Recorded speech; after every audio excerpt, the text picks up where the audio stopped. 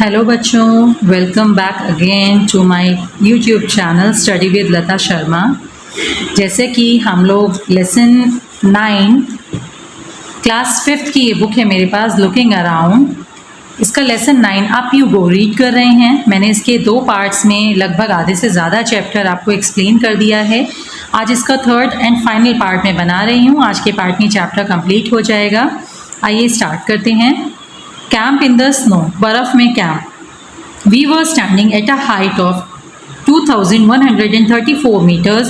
We were to spend the night here. Everyone was busy trying to put up the tent. We used double layered plastic sheet for the tent and for the ground. The air between the layers would help to keep us warm. We put in the pegs and began to put up the tent.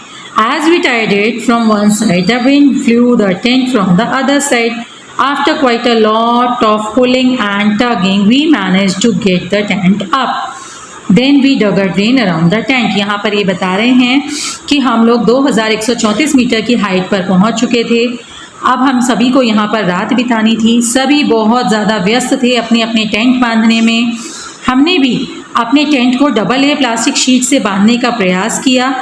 Double layer sheets के बीच में जो हवा भरी होती है उसकी वजह से टेंट गर्म रहता है और हम गर्म रह पाते, इसलिए डबल लेयर प्लास्टिक शीट वाला टेंट ये लोग यूज़ कर रहे थे।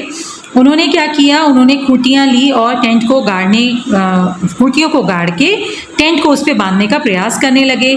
जैसे ही एक साइड से हम टेंट को बांधते, दूसरी तरफ से हवा टेंट को उड़ाकर निकाल देती, अलग कर देती।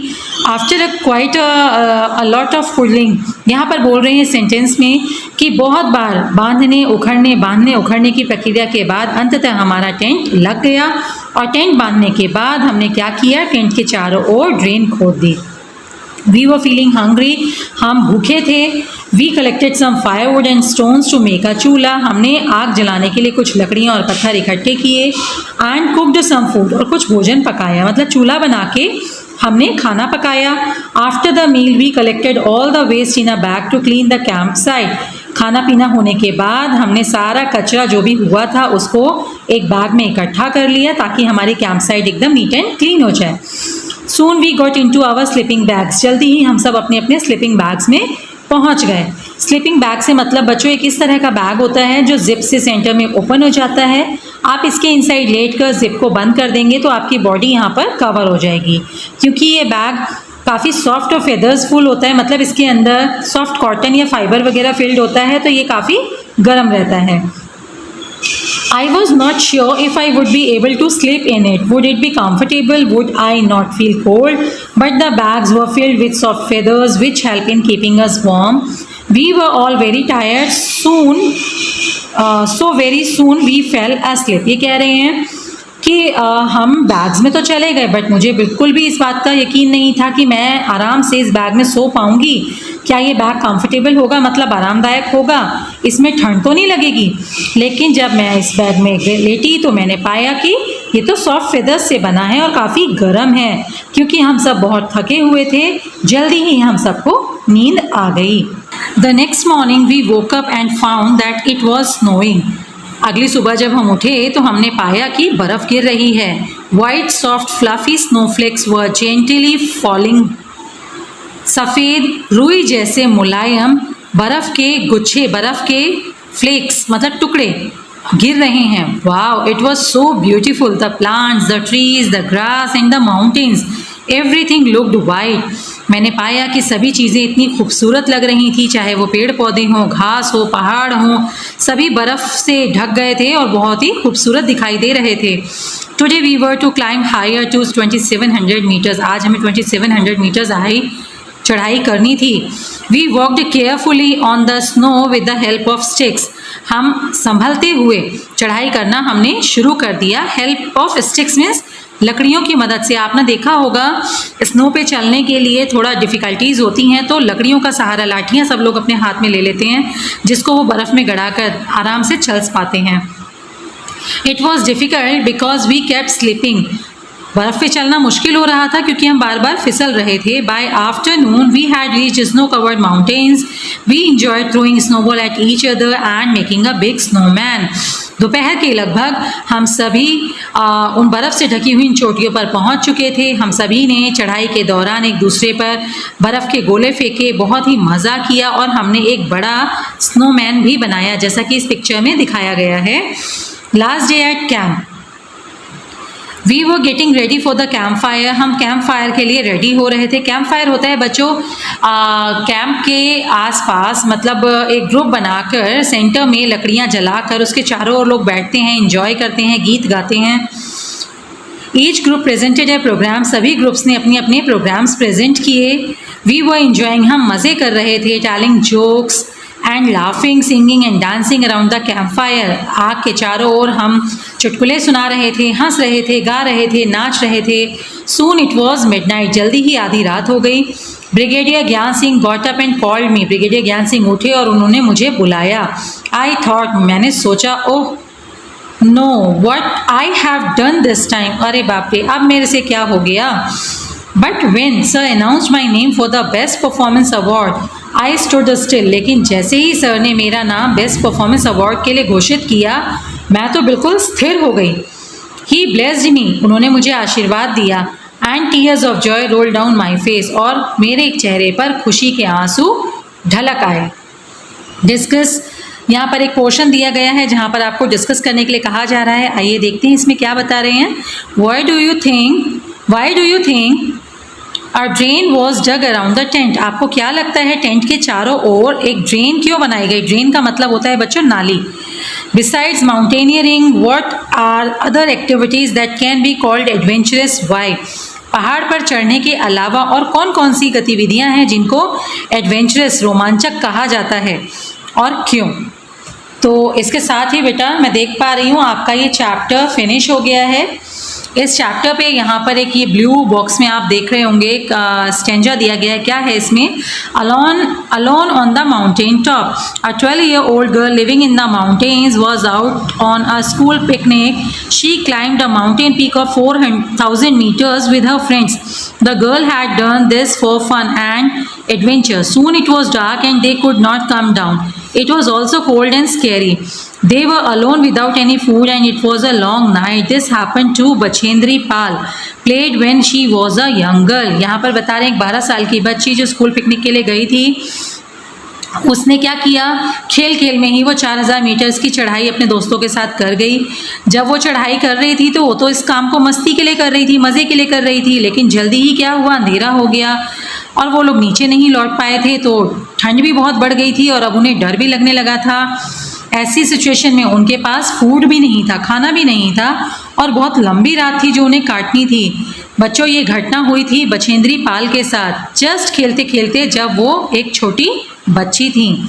Bachendri grew up in Nakuri village in the Garhwal area of Uttarakhand. When she grew older, she joined Nehru Institute of Mountaineering, Uttarkashi. Her guide was Brigadier Gyan Singh. Bachendri did very well in her training. She started to train women in mountaineering course in 1984. Bachendri was selected as a team member to climb the Mount Everest. यहाँ पर बताया जा रहा है बछेंद्री पाल नकुरी नामक village जो कि गढ़वाल क्षेत्र में पड़ता है उत्तराखंड के अंदर, उत्तराखंड राज्य के अंदर स्थित है ये एरिया, वहाँ की रहने वाली हैं। वो वहीं पर बड़ी हुई हैं। जब वो बड़ी हुई तो उन्होंने वहाँ पर Nehru institute of mountaineering Uttarkashi में जो स्थित है वो उसको ज्वाइन किया। उनके गाइड भी वहाँ पर ब्रिगेडियर ज्ञान सिंह थे। उन्होंने ज्ञान सिंह जी के परामर्श में बहुत अच्छे से ट्रेनिंग अपनी कंप्लीट की थी। उन्होंने महिलाओं को माउंटेन्स पे चढ़ने की ट्रेनिंग देना शुरू कर दिया था और 1984 में उन्हें सेलेक्ट किया गया था उस टीम में जिस टीम ने माउंट एवरेस्ट पे चढ़ने में कामयाबी हासिल की थी। नेक्स्ट पैराग्राफ, नेक्स्ट एक मिनी स्टोरी यहाँ पर दी गई है। इसमें क्या बता रहे हैं, snowstorm. There was 7 women in that 18 members team. On the night of 15th May, the team was very tired after having reached a height of 7,300 meters. The team put up their tents and went to sleep. Around midnight, they heard a loud sound and then a bang. Before they were fully awake, the tent flew off and something very heavy hit them. There was a terrible snowstorm.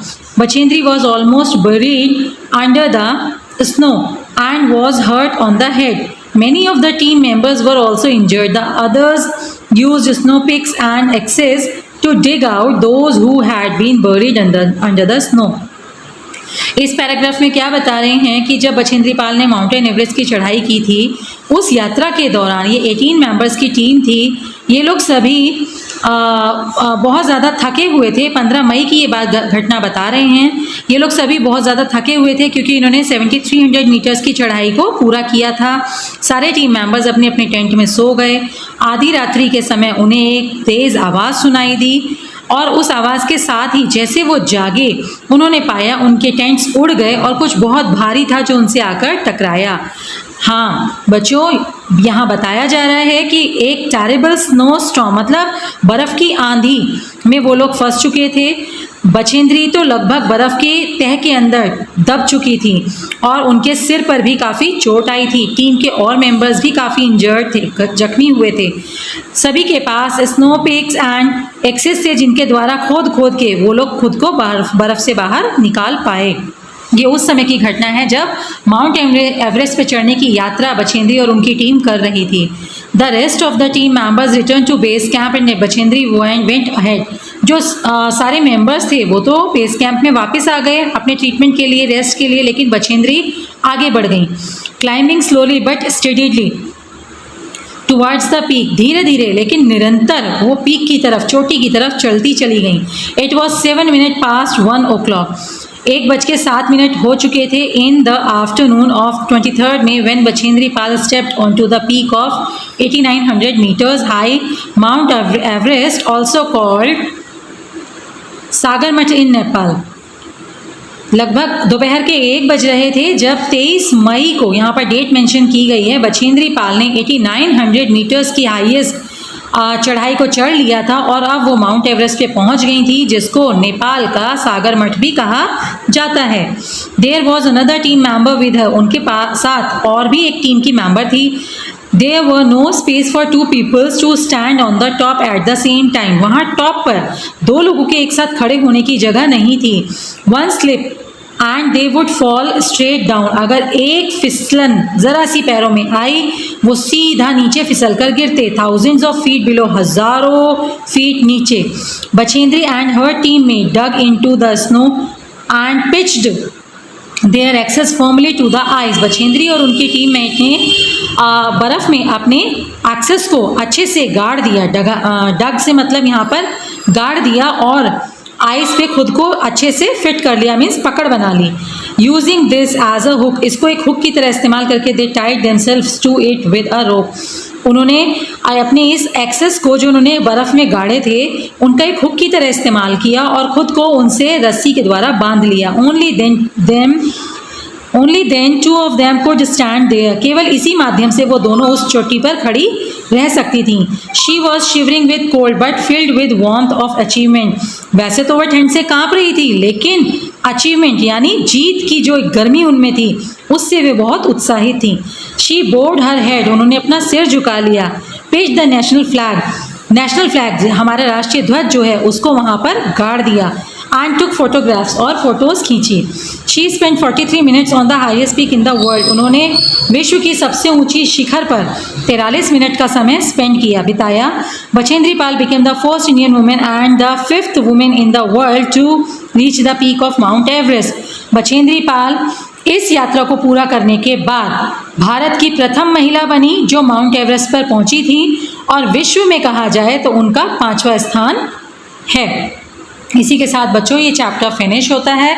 I hope सभी को मेरा समझाया हुआ अच्छे से समझ आ रहा होगा। बच्चों अगर आप लोगों को मेरा पढ़ाया ठीक लग रहा है, समझ आ रहा है, तो प्लीज़ मेरे चैनल को लाइक कीजिए, शेयर कीजिए अपने दोस्तों के साथ और सब्सक्राइब करने के लिए बोलिए, ताकि जब भी मैं कोई वीडियो अपलोड करूँ तो आप लोगों को तुरंत पहुँच जाए। अगर आप लोग मुझसे किसी और पर्टिकुलर सब्जेक्ट या चैप्टर के बारे में एक्सप्लेनेशन चाहते हैं तो आप मुझे कमेंट्स में ज़रूर लिखिए। Thank you so much for watching. Bye bye.